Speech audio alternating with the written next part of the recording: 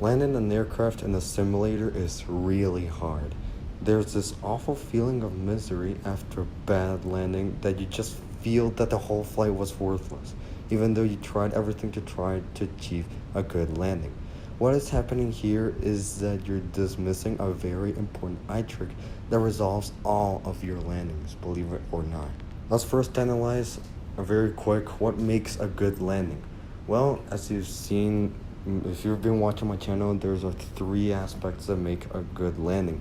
The center line, if you're aligned to the center line; the touchdown zone, if you landed right at the touchdown zone or at least in the area; and this smoothness. The first two, which are the center line and the touchdown zone, they are predetermined by the approach. If your approach is good, well, the most likely scenario is that the center line, you'll achieve the center line and the touchdown zone real good. But the last one is more unpredictable, which is the smoothness. The smoothness is, it can only be determined by how much you flare, which is a part of the actual landing instead of the approach right above the threshold all the way to the touchdown. So yeah, you can see how important is the actual flare. But what is a flare? Well, the flare is basically when you pull the nose up just a few degrees so you can achieve a smooth touchdown, as well as decelerate both vertically and horizontally, lose some airspeed and some vertical speed. That is the entire purpose of it.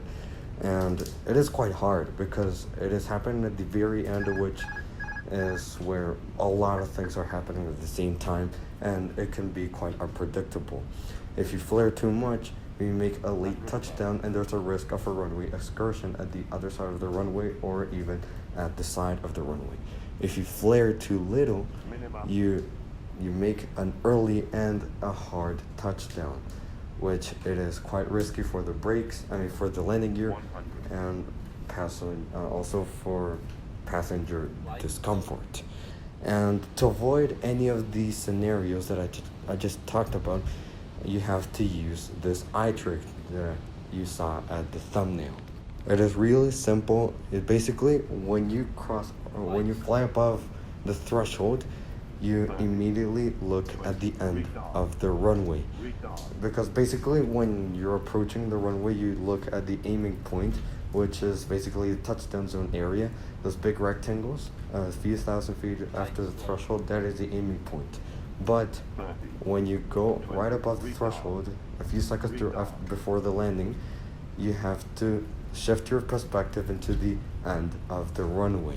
When you do this, you give yourself a way better perspective of how far above you are from the runway, instead of just looking at the instruments, and especially the vertical speed indicator. Just focus at the end of the runway and not the horizon, which is very similar, because you also have to pay attention of how far away you are from the other side of the runway, the end of the runway. If you're too close, you have no other choice but to make a hard touchdown because you're about to make a runway excursion. So yeah, it is really simple. Just shift your perspective into the end of the runway.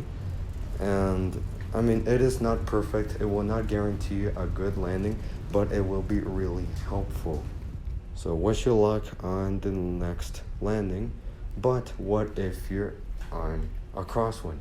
Well, this video covers this, and we'll see you on that one, because it is really helpful at how to achieve a good landing during a crosswind, which is really difficult. Thank you so much for watching, and happy flying.